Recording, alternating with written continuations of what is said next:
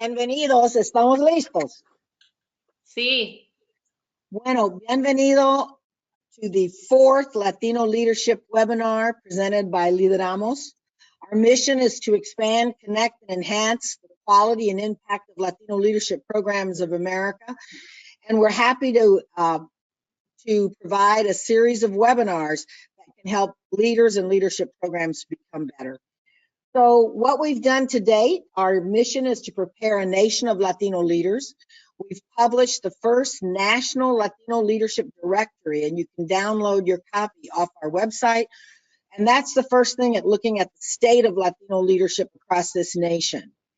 And we found, and it has verified, that we need to launch more programs across the country. We also have the Lideramos Fellows who will be studying at the Center for Creative Leadership, and a group of Latino leadership scholars who are going to look at Latino leadership as a field. And this is our Latino Leadership webinar series, so welcome.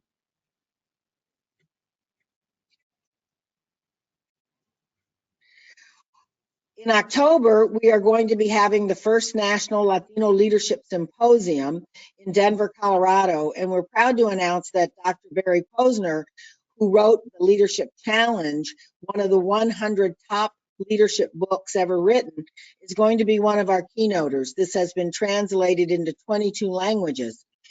He will be there along with Robert Rodriguez, who had our first webinar that wrote the book Authentico, along with Dr. Jorge Shevowski, who is the top Latino who teaches emotional intelligence. So we welcome you to our symposium. This is the picture of Leadership at the Heights, which will be the name of our symposium. Our next presenter is Elizabeth Suarez, and Elizabeth has been teaching conflict negotiation and how to use that as a leader. She has had 15 years of experience in the corporate sector and just finished a book called The Art of Getting Everything. I personally have worked with Elizabeth, and I can tell you that she told me that when someone says no, that's just the first step in negotiation. So we're excited to have her with us and hope that you will enjoy this webinar and learn some incredible skills about how to negotiate and how to learn to get what you want when you are getting a new job, when you're negotiating a contract, when you are getting married.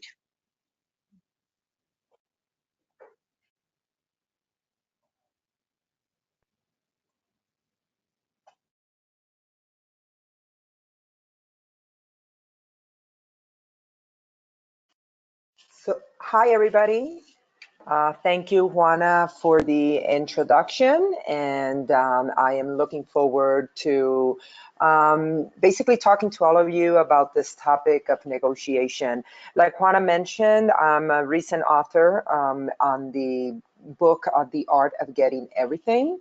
So due to that book and due to the experience I've had in corporate America, I've put together this webinar for all of you in which I am focusing on the skill, the art, and the leadership essential that is part of negotiating. And what I'm going to go through is different ways of how to look at negotiation as a skill, how to look at it from an art perspective, and also how to embrace it from a leadership essential. So let's go ahead and get started. A couple things. I know that if you have any questions, please feel free to go ahead and upload your questions, and I will try at the end. I'm going to leave some time at the end to answer any questions that you may have on this important topic. So before we start, I want to go ahead and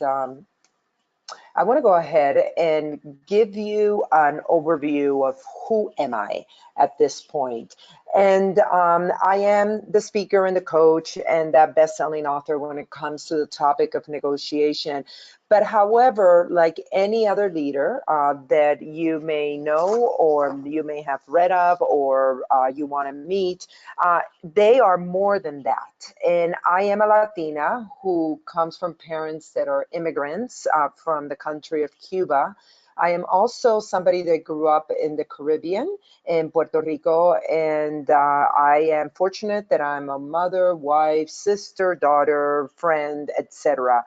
Um, it is thanks to the topic of negotiation and me feeling comfortable with negotiating and dealing with conflict that has really allowed me to have so many experiences in my life from a personal perspective to a professional perspective.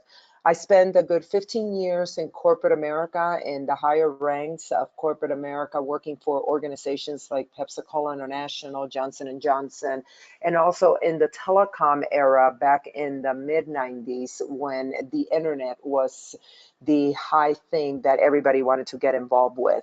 But I have realized that to be an effective negotiator, one must assess internally before even going to the negotiation table. All along, I kept on thinking, oh, let me go ahead and just focus on the negotiation. It's beyond just focusing on the negotiation. And that's one thing I want to focus on in this webinar. I'll share with you how to become an effective negotiator. One that must embrace the negotiation is the fact of being a skill, fact that it's an art, and a fact that is also a leadership essential. So with that assumption, let's go ahead and start. And I always like to start with my talks about saying, why negotiate? I have come across throughout my career and also throughout my personal life, many people saying, oh, Elizabeth, if you could just negotiate this for me, life will be great. And I actually like to share a quote from Dr. Stuart Diamond. He is the author of Getting to Yes.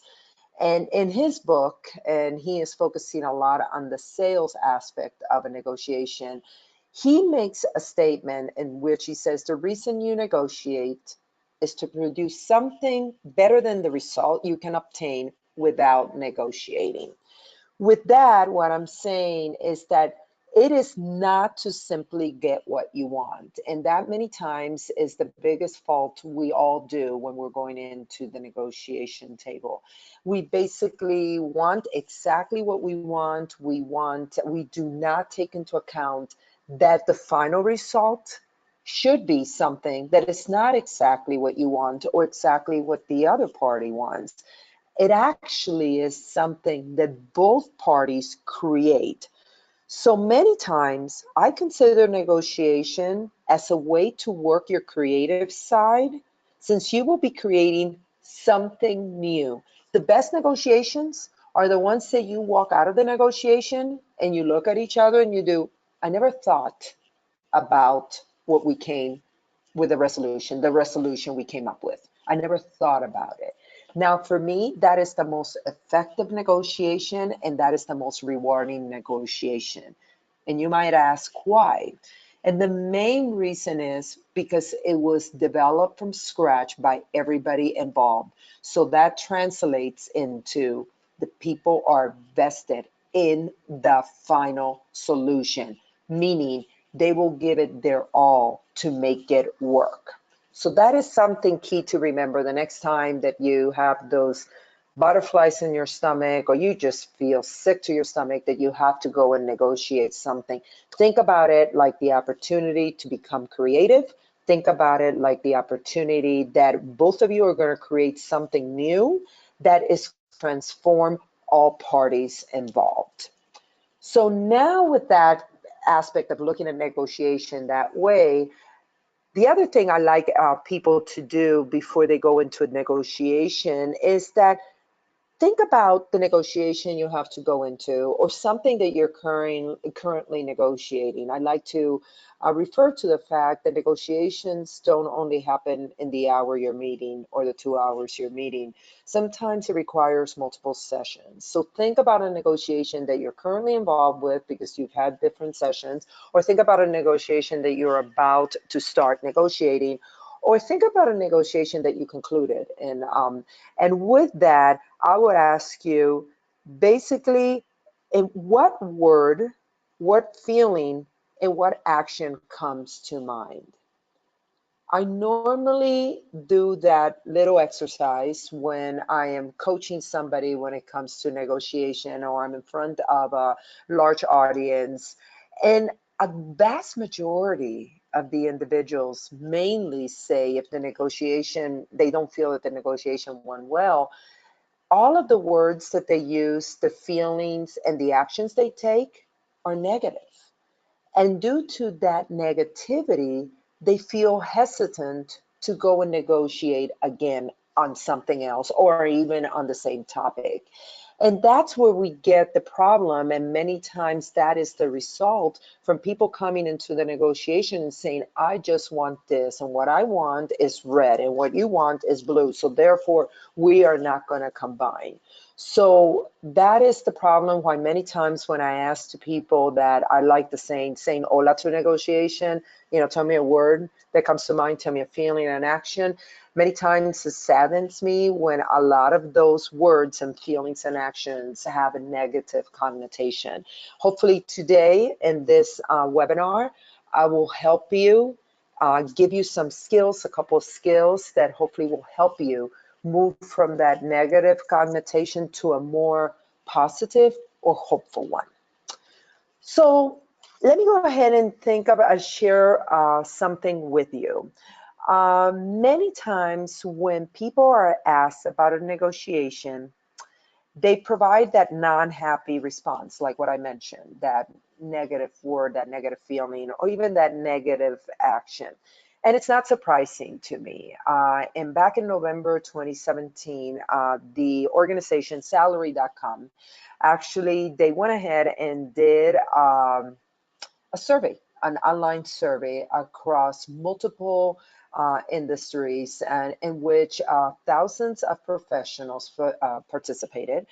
They were professionals from a variety of backgrounds in terms of skills, in terms of ethnicity, in terms of race, etc. And what they came to realize is that most people don't negotiate due to fear and the lack of skills. So the reason they stopped and going in to negotiate is because they have that fear of what will be the end result, because they don't think they have the skills necessary to have that conversation, to continue the negotiation in order to become that creative person that we talked about at the beginning, in which you create something new, something that neither party that was involved thought about. And what I want to share here on the slide, you see a few comments that were written in by the participants. And I want to read these comments because they're quite powerful comments. Even though they're short, they're powerful. One of them is, I don't want to come across as greedy. And that's why they fear that they may be too greedy. And some of it could be that they just want their way, and that's why other people see them greedy. Another comment is, it never seems to make a difference anyways. And many times when I hear comments like that, I think about the individuals basically not being fully engaged in the negotiation and maybe not having the skills or the knowledge of how to go about negotiating. The third comment is, negotiation isn't always possible. And we're going to talk a little bit about that in the skills. I have the first section that we talk about the skill of negotiating, that there are maybe some instances that you do, can I negotiate or should I negotiate? And then the fourth comment that I want to share is, I don't have the right skills. And what I'm doing here today is the aspect of the skills, addressing the skills, the aspect of addressing the art of how you negotiate, and then the aspect of how essential it is in leadership. And it's not that you have to be the top leader of an organization or of a corporate entity. It's that leadership comes in all titles and in all levels. So it's being that leader that others view you as that individual that can make a difference. And negotiation is a key point that you need to have as your arsenal in that. So bottom line about negotiation, some of us are afraid to ask. Some of us do ask, but stop short of asking for what we really want or what we are truly worth. So at some of us, when we get the nerve to ask, like a promotion, and I have dealt with this with several clients in which they want to ask for a promotion, or better yet, they were offered the job that they have wanted to. And then well, what do? We just accept the job, or do we ask for everything? So I want to take a couple minutes here to talk specifically about that job offer or about the promotion that may be given to you. So it could be a job offer into a new company, or a job offer into a new division of your current company, or it could be that you ask for promotion and they're giving you the promotion in your current job. So what I want to do is, you have received one of these now, and then, you have been instructed by people like myself, or even any book out there will tell you, go ahead and ask for it. Because normally what happens, we don't ask. We don't ask for what we want.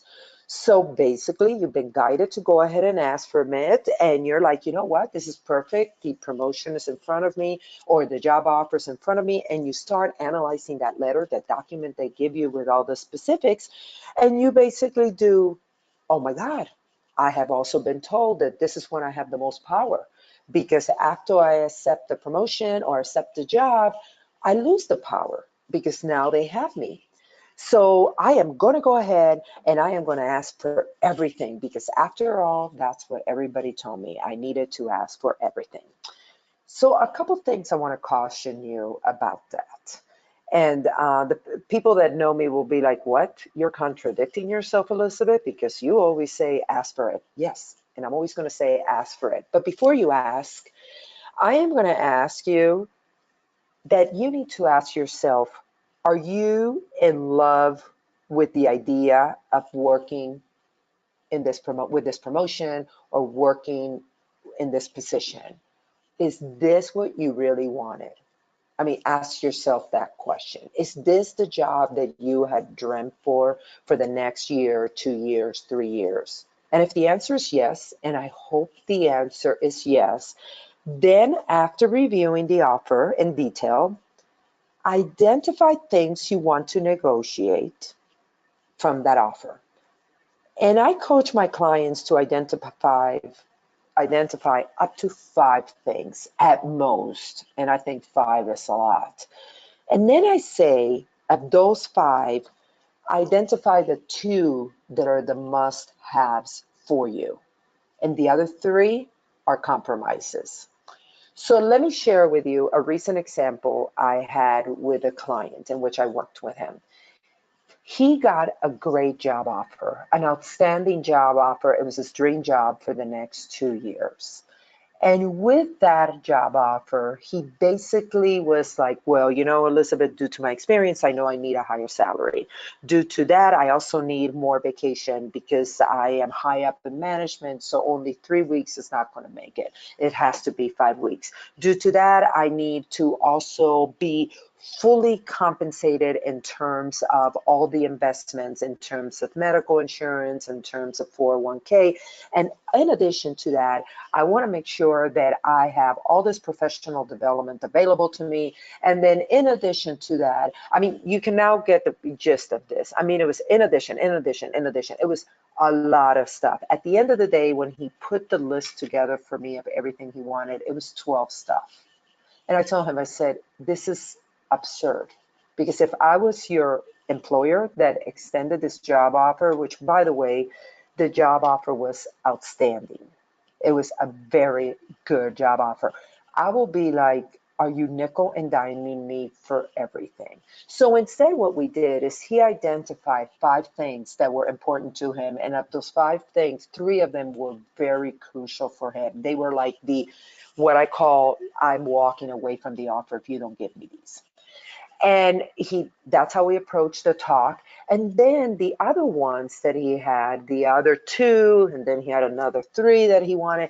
Then he talked about it more from a long-term perspective. After a year there, what can I do in order to get these?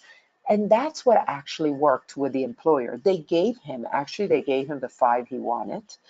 But then he was able to open the conversation of the other 7 aspects that he thinks that they need to consider for him.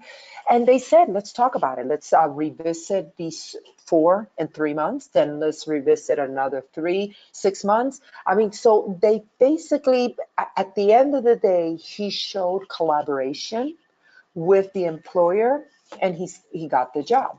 So that's something to keep in mind when you are looking at going to negotiate. Yeah, you have to ask for it, but at the same time, you have to realize you're not going to get everything. You have to make magic. You have to be creative. So you have to really identify what are the things that you need, and maybe are not more than 2 or 3. And at 3, I think you're pushing it, and that you really are the things that you will walk away from. And then the others, start the conversation about the future. So that's a key thing. So for the rest of the webinar, what I want to now talk about, now that I gave you the example of my current client, I want to talk about the topics we're going to address for the remaining 40 minutes of this talk.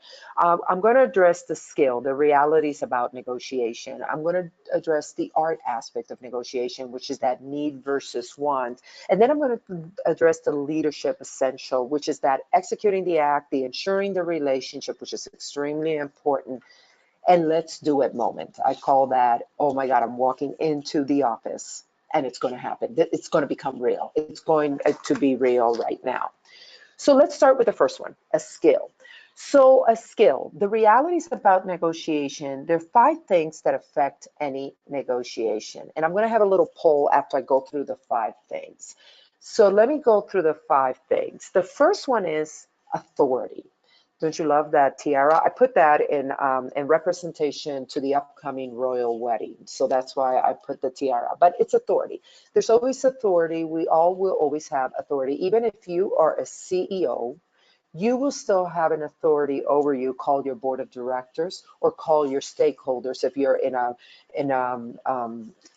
financially public company.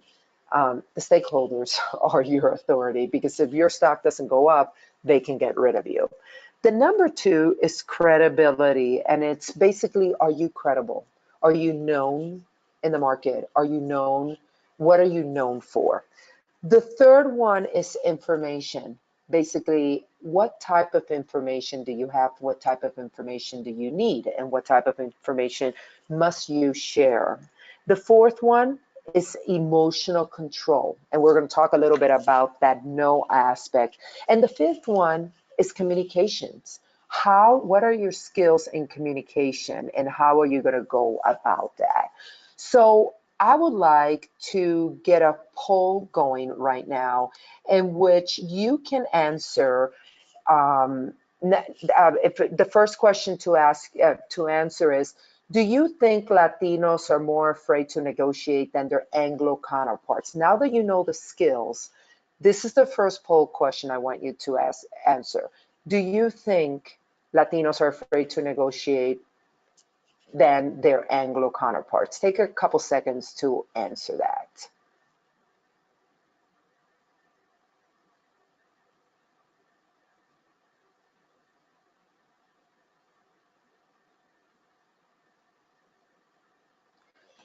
Interesting enough, the majority of you, close to 78%, said yes, it's basically that they have that fear. And that's why I want to make sure that you feel comfortable with these skills, because it is important to better understand these skills. Now, I want to go to the second poll. Like you can see, it's 78%. Now, I want to go to the second poll question, because now that you feel that we have the aspect of Latino fear to negotiate, I want you to look at this one. This is which of the 5 things that affect any negotiation, which are the 5 things that I mentioned, you can fully manage. And select one or more of the following. And what I put there was the authority, the credibility, information, emotional control, and communication skills. So take the next couple seconds to fill which do you think you can fully manage. And the answer could be more than one.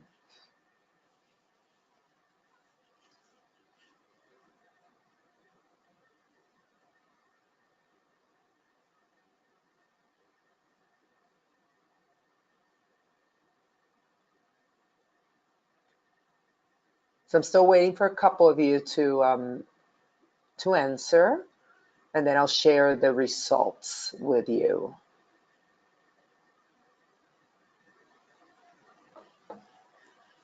Okay, so the majority have answered, and basically emotional control and communication skills come up quite high, followed by information, then credibility, and then authority.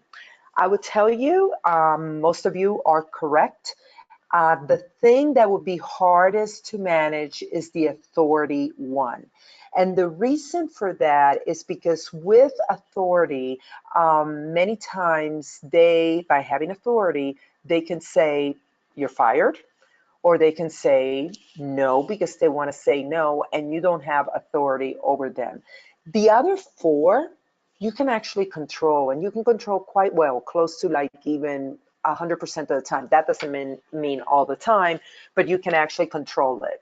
So let me go ahead and talk about each one of them and help you figure out how can you help with the controlling of these 5 things. The first one, the 5 things is authority, and I hate saying it, trumps everything, which means basically if somebody has authority over you, they can pull that card and say, sorry, you're fired, or sorry, you're not going to be involved in the conversation or in the project. The next one about credibility, how can you make sure that people view you as credible? One of the couple things that you can do is you can share your accomplishment, you can inquire about others, you can compare and contrast. So by sharing only your accomplishment and then asking about theirs, you can compare and contrast how you can both work together. By doing that, you're basically including the other person, and the other person feels that they're vetted in what you want to work with them. So now all of a sudden, you are getting them to like you, and you're getting them to trust you. The third one we're talking about is concerning information. And this one, what I tell is that we need to prepare before we go into any negotiation, before we even have the first talk. We need to prepare to better understand the other party. Normally, we prepare just about ourselves. We actually need to prepare about the other party. Basically, all the questions you have answered for yourself, you need to answer for the other party. Then you need to practice. And I have 2 ways on how I practice. First, I practice in front of a mirror, just talking to a mirror. Yeah, I know I sound like a crazy woman doing that, but it basically helps me hear my own voice saying the words and the comments that I need to say. And then the other thing I do is the repeat. I repeat again. I go ahead and prepare, and I go ahead and practice. And when I practice this time, after I've done it once in front of the mirror, I practice with a colleague. And I get a colleague to do some role playing, because the most key important part of when you are going into a negotiation is you feeling comfortable uttering the words that you have to utter to get people to feel that you're credible and get people to trust you. The fourth one is that emotional control, and it's what Juana mentioned at the beginning, the embrace the no. When I hear no, and I'm not talking about the no from being authority, when I'm talking about the no that, I can actually have some control here, I look at it like, let the games begin. This is where the negotiation begins. I basically have hit basically the final line for that person. I have gotten to the point as far as I now know how far the person is going to go. So now I need to retract. I need to see the spectrum. Now I can retract and start working and negotiating for everything else. And last but not least is the communication. And basically this is active listening and asking for input. And I always advise everybody with this, we have 2 ears and 1 mouth. That means listen more than what you speak. So that's a key one, and especially in negotiation, because the more time you listen, when you speak, you have much more information, and you have processed the information better, that you will be impactful when you speak. So now that we've talked about the skill, let's go ahead and talk about the art of negotiating. And the art of negotiating, I look at it as the needs versus wants. And basically, this is what I make reference at the beginning of the webinar, where we need to make sure that we have this art of how are we going to manage the needs versus wants, not only our needs versus wants, but also the needs versus wants of the other person. So before we go to any negotiation table, before we sit at any negotiation table, we must do a personal assessment of ourselves. I call it the net worth, figuring out our net worth. And this doesn't have to do anything with finance. What this has to do is basically, what about your career, your family, and your interests? I look at it like I put a picture of a subway map here. I look at it like we have three key pieces in our net worth, which is career, family, and interest. They all intersect, and they all are individual. So they individually go to different places, but while they're going to the different places, they are intersecting the others. Hence the reason it's so important to figure out your needs and your wants. So you can look at each line, like if you look at your career line, which is the green line, you have the aspect of relocation, you have the aspect of vacation time, pay raise, etc. Then you look at the family line, you have stuff that intersects also. You have, if you have a spouse, if you have schoolwork at dinner table, then you have also the interest line. What do you love to do? Do you like to go for a jog? Are you into the theater? Do you like to travel? Do you like to ski? In order to have all these three components of your life doing well, they all have to intersect, and they're going to intersect at some point. They cannot be standalone. Hence, that is your net worth. Hence, that is the art. You have to figure out the art of how to intersect each one of them, when to intersect them, and when do you have to focus on one for a while you're not intersecting with the others. And that is different for every individual. Normally, coaches and mentors can help you with that intersection. And that is something that you need to evaluate yourself, assess for yourself before you go and negotiate and want to do something creative in the negotiation and create something new. So that's a key one. The third thing that I want to talk about, so we've talked about skills, we've talked about the art of negotiation. Now we have to talk about the key element. Now that you know the skills, you have some skills. Now that you know your net worth and you have that art, you know that you're going to create magic at that negotiation. Now you need the leadership essential. Now you're like, okay, I'm going to the negotiation table. I have the skills. I have my net worth. I have my art. I know what we're going to go and create something together. And with this leadership essential, there's three parts to it. The first one is executing the ask. Basically, you're at the negotiation table, and how are you going to ask for what you want? And we're going to talk a little bit about that. Second one is that you need to ensure there is a relationship, some sort of relationship. I would advise you that without a relationship, don't expect to have a fruitful negotiation. Don't expect to have a good creative session at the negotiation table. So having some sort of relationship with the other party is essential. I am not telling you or advising you that you have to be best friends with the other party. You have to have some sort of relationship that both of you respect each other, even when you get in points of disagreement. You both respect each other. You both actually sort of like each other. You're sort of like, I respect you. I like you as a person. That doesn't mean I'm going to become your best bud. That doesn't mean I'm going to hang out with you and go to lunch with you. But at least I have a relationship that if I see you outside of this office, that we can stop and shoot the breeze. We can just talk about anything. So that's a key one. And then the third one is, okay, we're going in, and how do we do this? And with that is basically, how do you do it from a perspective of even if you get negative feedback? So let's go ahead and talk about each one of them individually. The first one of the leadership essential, the executing the ask. I am very into that. The ask can't be asked like, It's A or B or nothing. Um, you can't put somebody against the corner of the wall and say, choose this or I'm out of here. The ask, many times I look at it like an open-ended of who, what, where, when, why, and how. Get yourself like a reporter and start asking those questions and start wondering, what is going on?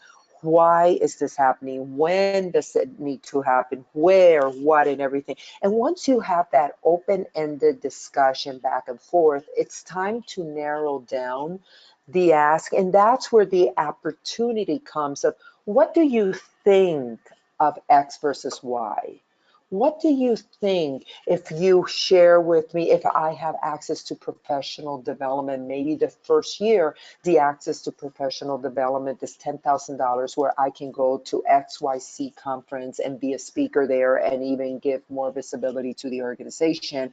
And then follow up the following 2 years with maybe a professional development budget of $5,000 in which I go and do a less active approach at a trade show, etc. So it's basically giving them options, not just saying, I just want $20,000 of professional development every year for the next 5 years.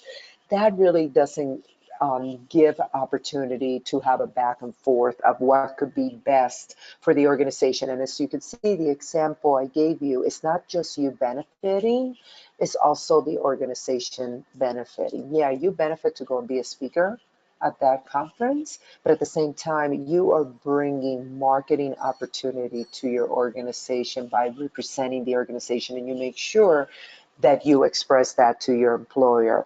And then the leading, there are some questions that you can ask in order to have the leading discussion is based on findings, discussions, don't you think this benefits both of us? You know what I mean? So, especially when they're saying they're not convinced and there's that little no, these are some phrases you can use in order to get them off, over that hump of saying, let's continuing discussion. The other one is after providing you with all the information requested, you will or could will or would you, and that is something that you can use as a way, as again, open-ended questions that you give them the opportunity to talk and you give them the opportunity to express their viewpoints.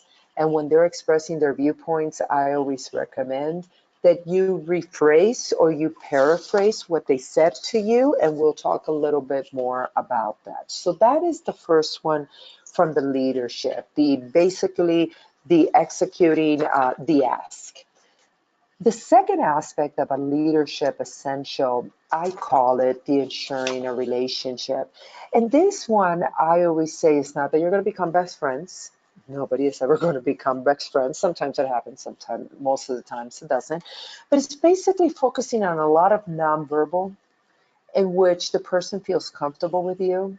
And if the person starts feeling comfortable with you, there is a transformation there where the person respects you, the person maybe starts liking you, and the person doesn't feel threatened by you and may start trusting you. So how can you do that? I suggest 3 key things. The first one, listen. And I like to say, like I said before, we have 2 ears and 1 mouth. Listen more than what you speak. And when you're listening, take the opportunity to paraphrase what you listen and ask them if you understood what they shared with you correctly. So you could say something based on what you just shared with me. This is what I understand. And you paraphrase it. And then you say, am I correct or did I miss something? That gives them the opportunity that they may say, no, you know what? I also said this and I want to add that to your analysis. Now, all of a sudden, you're engaging them back and forth and you're allowing them to listen to what they told you and allowing them the opportunity to refocus on something or basically add some more information or correct some information. So that's a key one. That's why I say it's so important to listen and listen more than what you speak. So when you're speaking, you are basically providing concise information and important information. The second one is the view it that you're on the same team. It's the we versus I. Look at it like we can do this together. We can analyze, further analyze this. We can work together in order to reach this outcome we want to reach. So that's the second one. Don't use a lot of I's. I mean, use the I's of saying, I can provide this to the team, and as part of the team, we can end up over here. So that's another key one. And then last but not least, I call it the peninsula versus the island.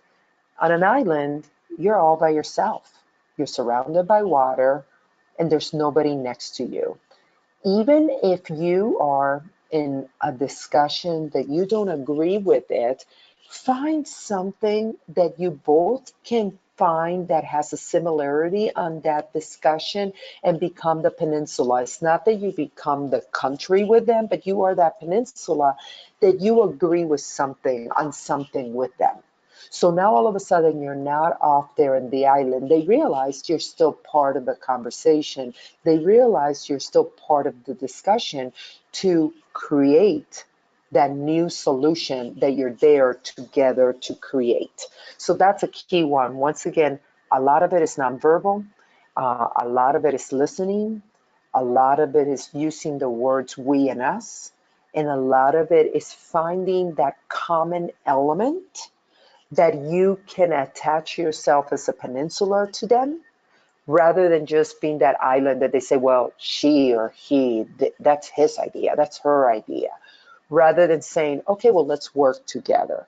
But even, I can tell you, by doing all of these, you still have or receive an unproductive reaction because that could happen. I mean, you still can be in a discussion and it doesn't have to be about a job offer. It could be a discussion about financials concerning a project that you're leading and you are getting those negative, unproductive reactions. So what should you do?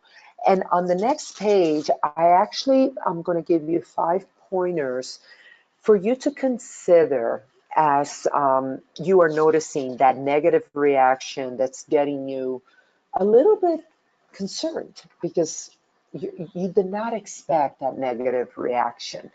The first and foremost is remain positive. Remember, you've done your homework. Remember, you have the skills. Remember, this is an art. So you know what it means to be an art. We individuals don't like the same art. I mean, I don't know if you've been to the museum lately, but you may be standing in front of a beautiful art, a production of art, and you do, wow, that's neat, that's great. And the person you're with says, oh my God, what does that even mean? That's ridiculous. So that's a key thing, why knowing that you have your skill, knowing that it is an art. So many times with an art, when you're creating magic, people are not going to be agreeing, and people, when they're not agreeing, they can be unproductive. So always remain positive for you. Number 2 is acknowledge the person's distress. I mean, call the elephant in the room. Say it. Say, I'm getting a vibe or a sense that you're not happy with what I'm sharing. Let's talk about it. And even ask them, so what is it that is making you uncomfortable or unhappy of what I'm saying? Let me better understand your perspective because I really want to understand it. So that's number 2. Number 3, pause to reflect on what has been said. When you ask that question, take notes, pause, reflect, and then have that conversation. Take it to the next level and say, so I hear that you're unhappy about this. I'm trying to understand why this makes you unhappy, and have that conversation. Number 4, restate your interest in resolving the issue. Once again, make sure that you say, look, I'm here to help. Restate how you can help them. And even if many times what could happen is that at that moment, that unproductive reaction, that negative reaction is because they're done for that moment. They don't want to have to continue to have the conversation. So at that moment, it's okay to say, you know what? I don't think right now we should continue discussing this. So let's go ahead and take a break. I will reconvene us again. maybe in a week or two, and gives us both time to process all this information, to figure out why you're feeling this way and come back to the table. And then number 5 is discuss the person's behavior at a later time and in private. And the 5th one, the reason I put that one is if it's in a big group and there's some people that are reacting quite negative and they are to the point of being insulting, and you call the meeting and we're going to reconvene later, don't scold them in front of the people. I mean, it's imagine somebody scolding you in front of your colleagues or even your superiors, and you're like, how dare you? I mean, how dare you scold me? But go and talk to the person afterwards. And, maybe not afterwards the meeting, maybe let 24 hours go by or 48 hours go by, and go and talk to the person and say, hey, I noticed you were in total distress. I mean, maybe I'm wrong, but you were not feeling comfortable there. How can I help you? I mean, what went on? What did I do that made you feel uncomfortable? And have that conversation and really listen to the individual with what they are saying and what they're sharing with you. Because the bottom line, I always share this, you really can't control the other person. You really can't do that at all. So I would recommend that you can't control the other person's behavior.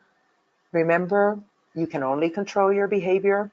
So many times when somebody is basically in distress and they stress you out as well and everything, um, many times taking that break is so important.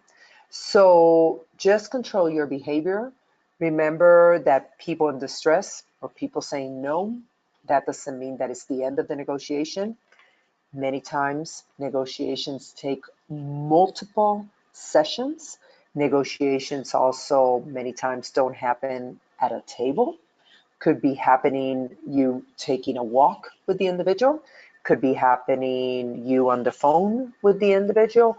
However it happens, and whatever art you create at the end together with the parties, make sure that you wrap it up afterwards with something that provides a summary of the agreement. Shoot an email, anything to everybody, and at the end of the email with the summary say, did I miss anything? And then that way you see that you have reached agreement. So a couple things I want to mention to you before I go before we end is the other aspect of just let's do it. Because you have prepared, you now know how to manage people that may not be giving you a positive reaction. So now you're like, okay, I'm ready to go. I may be taking that walk to have the conversation, or I may be at the negotiation table. So before you go for it, consider the following, and these are 4 things that I always advise people to do. Identify current situation you're struggling and dealing with. Determine the needs versus your wants. Identify how can you be that peninsula for that issue. And remember to always practice with somebody. Always practice, and always when you're practicing, do a role play that the other person will say no to you. And the other person will be giving you a negative response beyond the no. A negative response of saying, I don't know if you get it. You are offline, or you are off topic. I mean, stuff like that you can do, like, oh my God, that means that they did not understand what I wanted to be saying. So that's a key thing that I want to make sure that you consider that before going in. It is so essential to practice. It is so essential to do your full personal assessment of what I talked about, the net worth, your career, family, and interests, because remember, at the end of the day, that end of a negotiation is that you're creating art. Art is extremely subjective. Art calls for creativity, and art calls for embracing differences. So you need to make sure you do that. So here's a final thought I want to leave you with. And basically, a successful outcome depends on knowing and focusing on the needs and not just the wants. Simply asking for it, but asking for it after you are prepared, And most importantly, embracing the no and embracing a negative reaction. That is so, so important.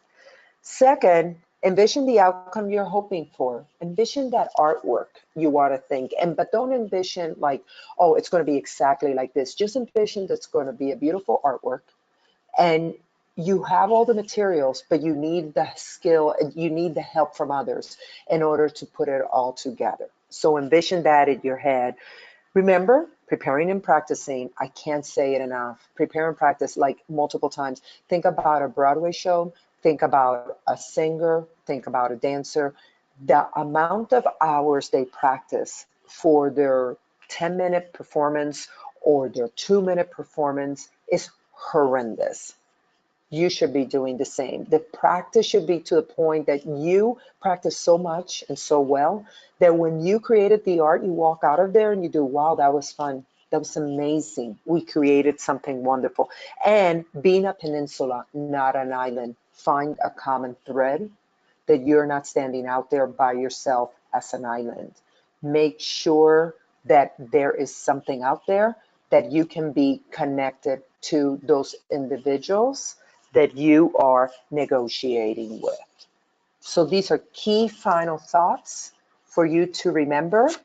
And then if I'm ready to take any questions, if there are any questions, or I would like to also share with all of you that there is a handout in this webinar, and I encourage you to go and download that handout, and that handout will help you, walks you through some exercises and figuring out your net worth. What I talked to you about your art, where everything intersects, it's a handout that will help you do that in order for you to do that self-assessment that will make you the better negotiator at the table, that will help you with the skills to embrace all the skills that you need to use in terms of dealing with distress or dealing with conflict, in terms of communicating better with the other individual. And at the same time, if you want to have further conversation with me or learn more about this topic, I encourage you to visit my website, which is negotiationunleashed.com.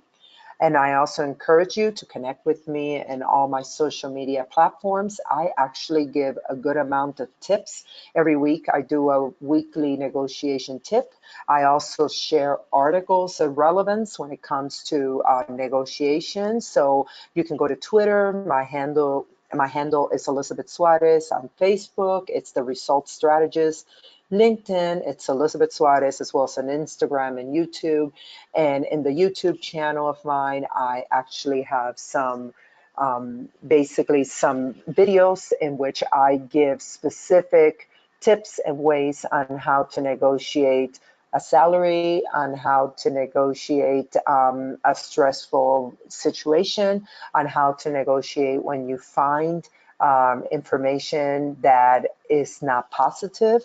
So I encourage you to go ahead and engage with my social media platforms. I'm quite engaged there. I would love to see you there.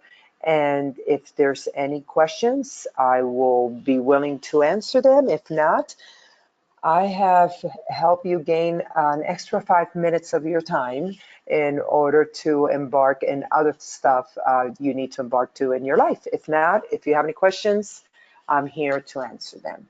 Thank you for your time, and I hope this webinar was useful.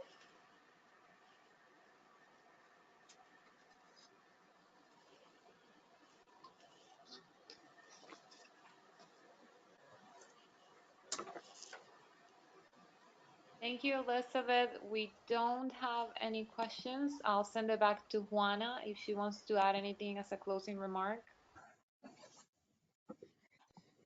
Thank you all for listening. Elizabeth will be with us at our symposium in October. Please check out lideramos.org.